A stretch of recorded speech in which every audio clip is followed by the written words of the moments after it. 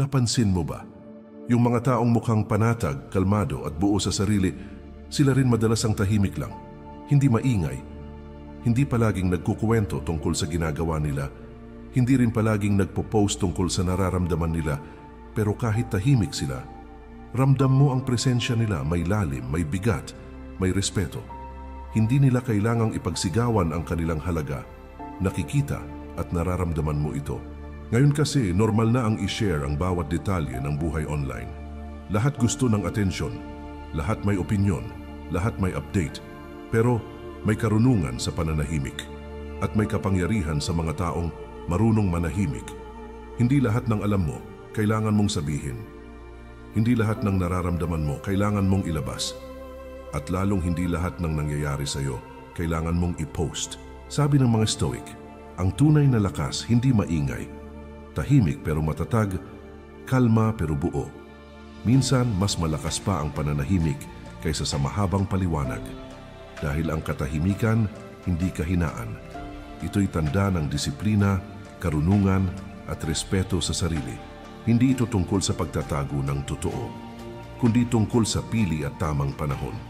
Alam mo kung kailan magsalita at mas mahalaga, alam mo kung kailan manahimik. Kapag pinipili mong huwag agad magbahagi, pinoprotektahan mo ang sarili mo. Pinapangalagaan mo ang kapayapaan ng isipan, ang katahimikan ng puso, at ang dignidad mo bilang tao. Hindi mo hinahayaan ang opinyon ng iba, ang magdikta ng damdamin mo.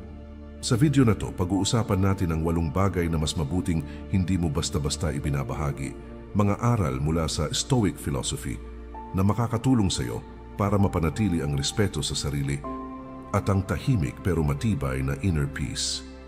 Kung gusto mo ng ganitong klaseng karunungan, tapusin mo ang video at mag-comment ng insights mo sa dulo. Tara, simulan na natin. Number 1, pera. Ang yaman na hindi kailangang ipag-ingay. Tahimik ang tunay na mayaman. Hindi niya kailangang ipakita o ipagsigawan ang tagumpay niya. Sabi nga ni Epictetus, ang totoong kayamanan ay hindi nasusukat sa dami ng ari-arian, kundi sa kakayahang makontento. Hindi mo kailangang maging milyonaryo para masabing matagumpay ka. Ang sukatan ay kung marunong kang magpasalamat sa kung anong meron ka ngayon at kung paano mo ito pinapahalagahan. Pero aminin natin, usapang pera. Isa yan sa pinakasensitibong paksa lalo na habang tumatanda ka. May mga panahon na umaapaw ang biyaya, pero may mga sandali rin na tila kapos ang daloy. Normal yan sa buhay. Kaya ang payo ng mga Stoic, gawing pribado ang usapang pera. Bakit? Dahil kapag nalaman ng ibang tao ang laman ng bulsa mo, malaki man o maliit, nagbabago ang pakikitungo nila sa iyo. Kapag alam nilang may kaya ka, biglang may lalapit, uutang, hihingi ng pabor. Minsan pati kabaitan mo nagiging obligasyon at kapag hindi mo sila napagbigyan, ikaw pa ang lalabas na masama. Kung kapos ka naman, may ibang manghuhusga agad, tatawagin kang tamad o iisipin na hindi ka marunong sa pera. Kahit wala silang alam sa tunay mong pinagdaanan, ang hirap, di ba? Pero sabi ng mga Stoic, ang tunay na kahirapan ay hindi kawalan ng pera, kundi kawalan ng kakontentuhan. Ang tunay na yaman, hindi mo makikita sa bank account. Makikita mo sa ugali ng tao, kung paano siya makitungo sa kapwa, kung paano siya magdesisyon sa gitna ng kakulangan, at kung paano niya pinapangalagaan ang dangal niya kahit may pera o wala. Kapag pinili mong gawing tahimik ang tungkol sa finances mo, mas payapa ang isipan mo. Wala kang kailangang patunayan, walang inaasahan sa iyo, at higit sa lahat, nabubuhay ka ayon sa prinsipyo mo, hindi sa paningin ng iba. Tandaan mo, ang may tunay na yaman hindi maingay. Hindi kailangan ng flex, hindi kailangan ng applause. Ang kailangan lang katahimikan, kahinhinan at kasimplehan.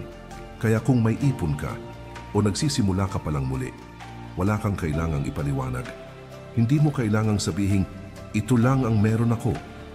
Basta marunong kang maghawak ng salapi, hindi maluho, at marunong ka ring tumulong kung kaya mo. Iyon ang yaman na hindi kayang sukatin ng numero. Hindi lahat ng bagay dapat i-share. Hindi lahat ng kwento kailangan i-post.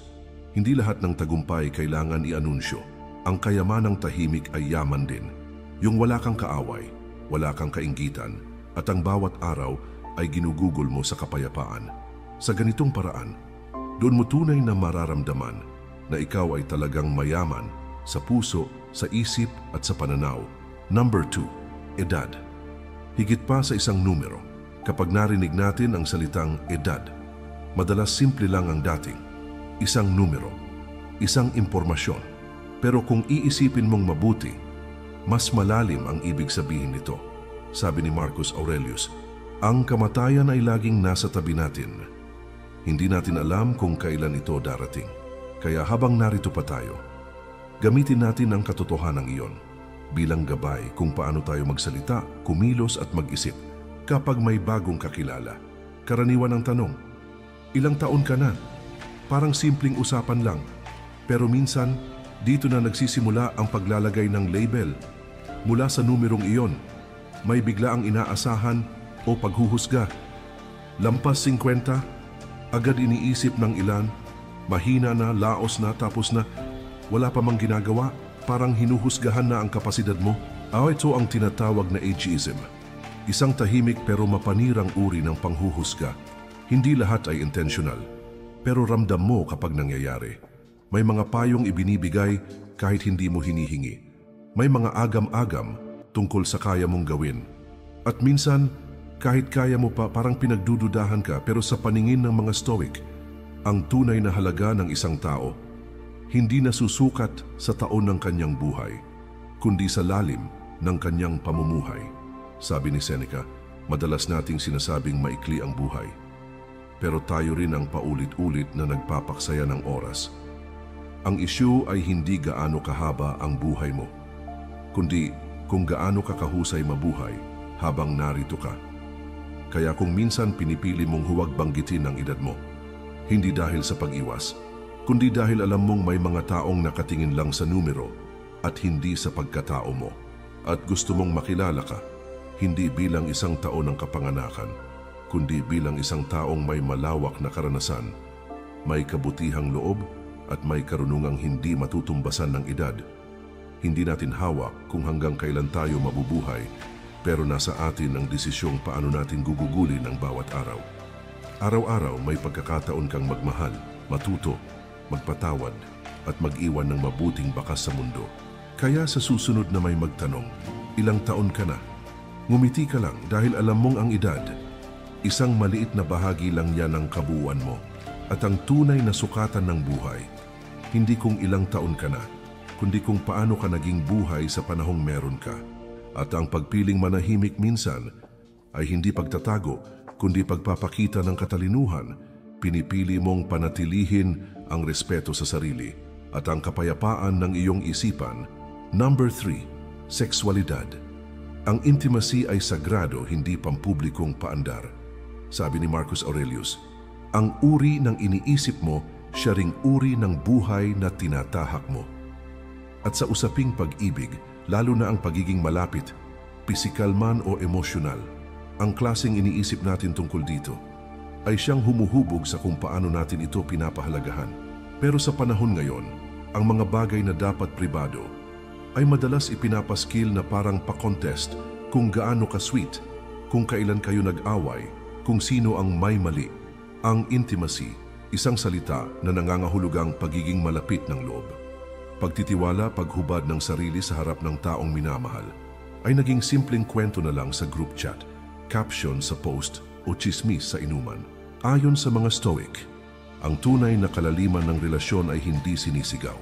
Ito'y isang uri ng katahimikan na may bigat, isang sagradong ugnayan na hindi para sa mata ng publiko. Kapag ibinunyag mo ang bawat detalye ng relasyon mo, lalo na ang mga alitan, tampuhan, selosan, para mong binuksan ang pinto ng puso mo sa mga taong walang intensyong ayusin ito, kundi panghimasukan lang. Bawat payo, bawat reaksyon, madalas hindi para sa ikabubuti ninyo, kundi para lang may masabi sila. At dahil dito, unti-unting nabubura ang tiwala, nauudlot ang pag-uusap na sanay kayong dalawa lang ang kailangang magdaanan. Hindi mo kailangan ng validation sa comment section. Hindi mo kailangang patunayan na masaya kayo. Mas mahalaga na kayo mismo ang nakakaramdam ng kapayapaan. Kahit walang nakakakita. Ang tunay na ugnayan ay lumalalim sa panahon ng katahimikan.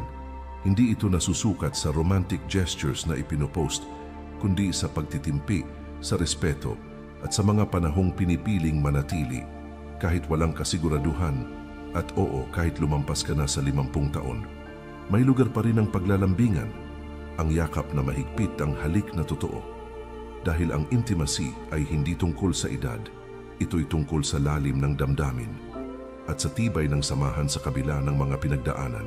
Sabi nga ni Seneca, lasapin mo ang kasalukuyang saya nang hindi sinisira ang kaligayahan ng kinabukasan. Kung ipagpipilitan mong ibahagi ang lahat ng masaya sa publiko, baka kapag may unos, hindi mo na maramdaman ang katahimikan na kailangan mo. Kaya kung mahalaga sa iyo ang taong minamahal mo, panatilihin mo ang relasyon ninyong dalawa sa ligtas na espasyo. Isang espasyong tahimik pero totoo. Hindi ito pagtatago, ito ay pag-iingat. Hindi ito kahinaan, ito ay pagmamahal na may malalim na pag-unawa. Ang tunay na intimacy ay hindi ipinagmamakaingay. Ito'y pinapangalagaan, tahimik, tapat, buo. Number 4. Pagbibigay. Tahimik na kabutihan. Sabi ni Marcus Aurelius, huwag mong sayangin ang natitirang oras mo sa pag-iisip tungkol sa ginagawa ng iba. Gamitin mo ito para gumawa ng kabutihan. Ngayon, uso ang pagtulong. At totoo, kailangan ng mundo ng mas maraming mabubuting tao. Pero sa panahon ng social media, ang pagtulong ay kadalasang may kasamang camera, caption, at hashtag na may kasamang #blessed o #sharing is caring. Makikita mo sa feed, mga larawan ng mga nagbigay ng pagkain, nag-abot ng donasyon, nag-volunteer, pero laging may kasamang selfie. Ang tanong, tulong ba talaga ito o content? Kabutihan ba ito o branding? Ayon sa mga Stoic, ang tunay na kabutihan ay hindi maingay. Hindi ito para sa views, hindi ito para purihin ka, at lalong hindi ito para patunayan na ikaw ay mabuting tao. Sabi ni Seneca, ang kabutihang may hinihintay na kapalit ay hindi tunay na kabutihan. Kapag tumulong ka at agad mo itong ibinalita, para mo na ring sinabing, tingnan nyo, mabait ako. At minsan, hindi lang ang intensyon mo ang nababahiran, pati ang dignidad ng taong tinulungan mo ay nawawala. Maraming tao ang mahiyain pagdating sa pagtanggap ng tulong.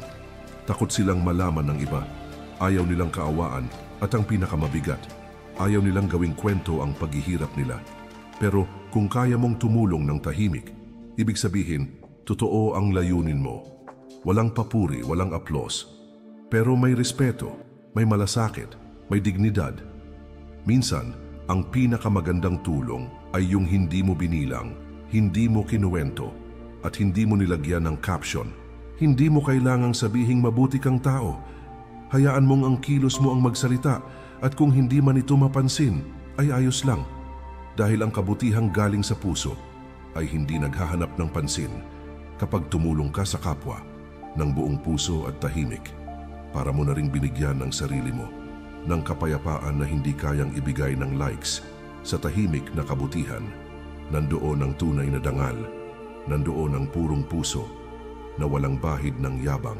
Kaya sa susunod na may pagkakataon kang tumulong, bago ka maglabas ng phone para magpicture, bago mo ito ikwento sa iba, tanungin mo ang sarili mo, tumutulong ba ako dahil may pangangailangan sila o dahil gusto ko ng papuri? Kung para talaga sa kanila, tahimik mong ibigay, walang kamera, walang kwento, walang pagyayabang, isang kamay na nag-aabot at isang puso na marunong magmahal ng walang kondisyon. Number 5. Mga lihim ng pamilya. Tahimik na pagmamahal, tahimik na proteksyon. Sabi ni Marcus Aurelius, maging maawain ka sa iba pero maging mahigpit ka sa sarili mo. At saan nga ba natin unang natutunan ang pagmamahal, sakripisyo at pag-unawa? Hindi ba sa loob ng tahanan? Ang pamilya ang una nating paaralan. Dito tayo unang natutong makinig, magparaya at umunawa. Pero kahit gaano kalalim ang pagmamahal, hindi pa rin maiiwasan ang alitan, tampuhan o hindi pagkakaintindihan. Tao lang tayong lahat. Walang perpektong pamilya, pero ito ang tanong. Kapag may hindi pagkakaunawaan, dapat ba agad itong ikwento sa iba? Dapat bang i-post o isumbong sa kaibigan? Ang sagot, hindi palaging oo, dahil sa sandaling ilabas mo ang problema ng pamilya mo sa labas. Isang bagay ang siguradong mawawala, ang proteksyon ng tahanan. Ang isang simpleng tampo, kapag pinakialaman ng iba, ay pwedeng maging malalim na sugat. Minsan ang akala mong tumutulong, lalo lang nagtutulak sa hidwaan. May mga payong hindi naman naaayon. May mga komento na mas nakakapinsala kaysa nakakatulong. Layuan mo na lang sila. O ganyan talaga kapatid mo, walang kwenta. At sa halip na lumamig ang ulo, mas lalo pang umiinit ang galit. Kaya ang turo ng mga Stoic, panatilihin ang mga suliranin ng pamilya sa loob muna ng tahanan. Hindi ito pagtatakip sa mali, kundi pagbibigay daan sa katahimikan. Ang espasyong kailangan para pag-isipan, pagnilayan at ayusin. Nang walang ingay, walang panghihimasok. Ang pananahimik ay hindi kahinaan. Ito ay disiplina. Ito ay pagpapakita ng respeto sa pagkakabuo ng pamilya.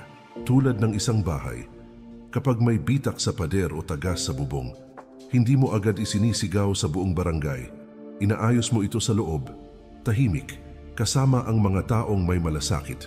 Dahil sa labas, hindi lahat ay interesado sa pagkakasundo. May mga taong gustong makisali, pero hindi para tumulong, kundi para manood, manghusga o makisawsaw. Ngayon kasi normal na ang oversharing. Kwento dito, post doon, para bang validation ang hanap, hindi solusyon. Pero kung totoo ang malasakit mo sa pamilya mo, pipiliin mong manahimik muna. Hindi dahil pinipigil mo ang damdamin mo, kundi dahil inuuna mo ang kabuuan, hindi ang bugso ng emosyon.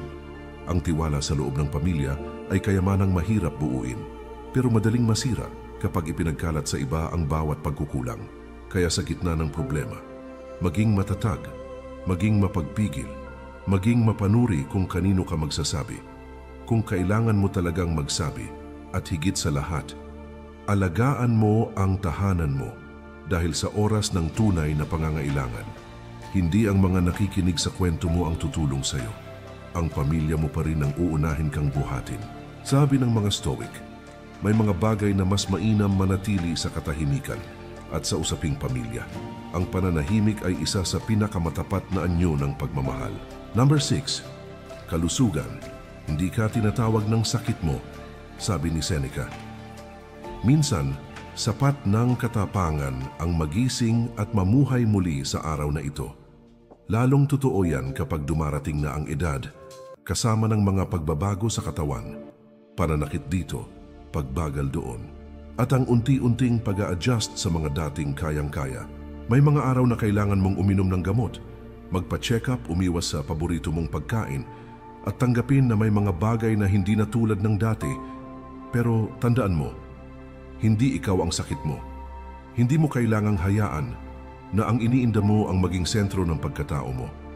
Dahil kapag palagi mo itong inuulit sa bawat kausap, sa bawat usapan, unti-unti rin itong binabasag ang imahe mo, hindi lang sa mata ng iba, kundi sa sarili mong paningin. Kapag narinig ng tao ang karamdaman mo, may maawa, may manghusga, may magsabi ng kung ano-anong solusyon na hindi mo naman hinihingi, at sa huli, napupuno ka ng ingay, na sa halip na makatulong, lalo ka pang pinapabigat. Ang mas malala pa, baka ikaw na mismo ang maniwala na ikaw ay mahina, kulang at limitado. Pero hindi, ang katawan mo ay parte lang ng pagkatao mo, hindi ang kabuuan mo. May puso ka na marunong magmahal, may isip kang puno ng karanasan at karunungan, at may kaluluwa kang pinanday ng lahat ng pinagdaanan mo. Mas mahalaga yon kaysa sa anumang resulta ng laboratory test. Hindi masama ang magsalita tungkol sa kalagayan mo, pero piliin mo kung kanino at kailan, dahil hindi lahat ay makikinig para umunawa. May makikinig lang para mangialam o manghusga, at ang ganitong klasing ingay, madalas ay lason sa pag-asa. Kaya't kung pipiliin mong manahimik, hindi ito kahinaan. Ito ay uri ng karunungan at dignidad. Isang uri ng tapang na hindi kailangang ipagsigawan. Kung may kailangan kang tulong, humingi ka, pero doon sa mga taong tunay na makikinig, yung hindi ka titingnan bilang pasanin, kundi bilang taong may pinagdadaanan pero hindi sumusuko. At sa bawat araw na bumabangon ka pa rin, kahit may kirot sa katawan, kahit may limitasyon sa galaw, pero malinaw ang isip mo, buo ang loob mo, at may pag-asa ka pa rin. Doon mo makikita ang tunay na lakas. Hindi ikaw ang sakit mo, ikaw ay higit pa riyan.